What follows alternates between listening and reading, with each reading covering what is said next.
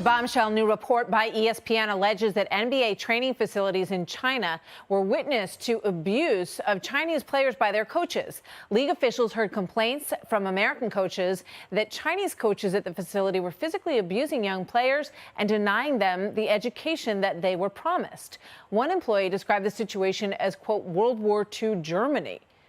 Another former coach described watching a Chinese coach fire a ball into a young player's face at point-blank range and then kick him in the gut. Another said we're basically working for the Chinese government. So far, no comment from LeBron James, one of the most outspoken athletes on social justice issues, and that has not gone unnoticed on social media where people are asking what his thoughts are. But the NBA, which has been scrambling to justify their deep business alliances in China, where they make upwards of $500 million a year, now says that it is reevaluating and considering other opportunities for the academy program, as is typical forward social justice posture appears to fall short where China is involved. Joining me now, Senator Tom Cotton, a member of the Armed Services Committee and Intelligence Committee. Good to have you with us, Senator. Thank you for being here today.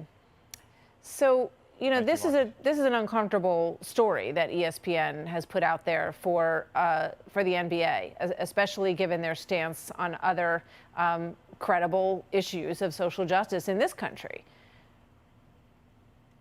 It is, Martha. It's a very disturbing report. As one of the employees said, these were basically sweatshops for young Chinese kids, and the NBA employees saw the worst kinds of child abuse. And as you referenced, they even had one of these camps in northwestern China, where China is running re-education gulags for a religious minority.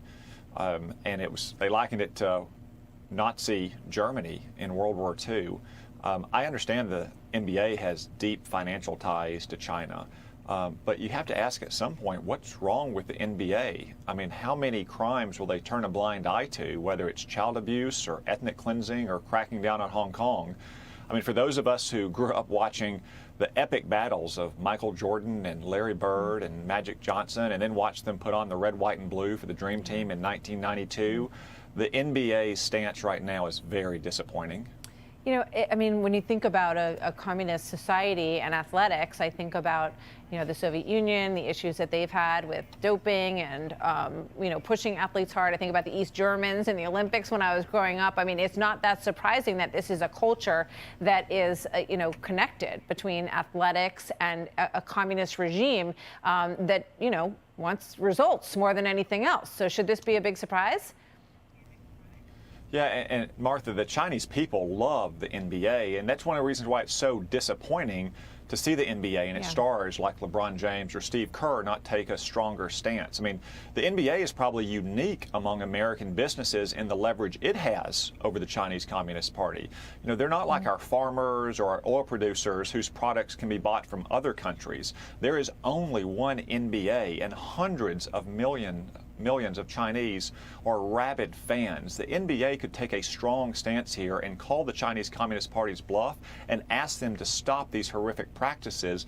Yet, unfortunately, too many of its stars and executives seem to be more concerned about making a few more bucks in a communist country than standing up for basic human liberty and dignity. Yeah, I mean, it's a great point, because the whole sort of Chinese experiment with opening up China under Nixon was that the more light that you shine into a situation and you sort of bring that country into economic deals and shine light into the practices that country is carrying out, that it makes it more difficult for them to do things along these lines, and that it makes the people there want a more democratic government.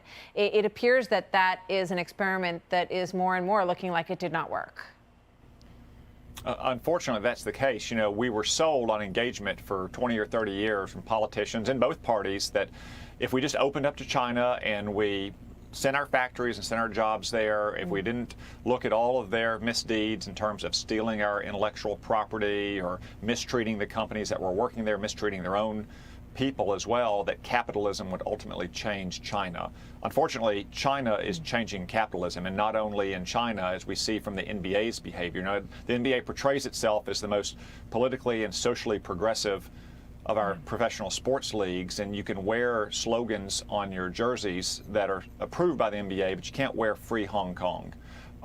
Just imagine if the NBA had locked arms behind the Houston Rockets general manager last fall and stood up for Hong Kong. Who had the gall to tweet "Free Hong Kong," and the wrath was turned on him like we haven't seen. This is likely to. I think China's likely to be the largest issue. When we get past COVID, and I believe we will eventually. I think that the United States-China relationship is going to be one of the biggest issues of whoever is president for the next 4 years on their plate. Do you agree? I agree absolutely, Martha. Not only did China unleash this plague on the world, but they've been taking our jobs and our factories for decades. Yeah. They've been intimidating our companies and transferring technology or just stealing it when they can't. They've got spies running all around our campuses and our elite laboratories and businesses. We have to take a stand against China. Yeah, I think the game is changing, and you've been on this for a very long time. Senator Tom Cotton, good to see you. Thank you very much.